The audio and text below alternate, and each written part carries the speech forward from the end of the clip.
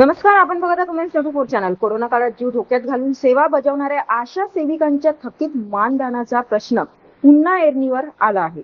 सिरोंचा तालुक्यातील आशा सेविकांनी आपल्या प्रलंबित मानधनासाठी प्रशासनाकडे धाव घेतली. कोरोना महामारीच्या काळात गावोगावी जनजागृती, आरोग्य संरक्षण, लसीकरण मोहिमा आणि रुग्णसेवा यांसारख्या महत्त्वाची जबाबदारी आशा सेविकांनी पार पाडली होती. मात्र अनेक सेविकांना त्या काळातील प्रोत्साहनपर मानधन आणि थकीत रक्कम अद्यापही पूर्णपणे मिळालेली नसल्याचा आरोप करण्यात आला आहे. या पार्श्वभूमीवर तालुका सचिव रवी बरसांगडी यांच्या नेतृत्वाखाली गटविकास अधिकाऱ्यांना निवेदन सादर करण्यात आले. कोरोना काळातील सर्व थकीत मानधन तात्काळ मंजूर करून संबंधित विभागाला आवश्यक सूचना द्याव्या अशी मागणी निवेदनाद्वारे करण्यात आली.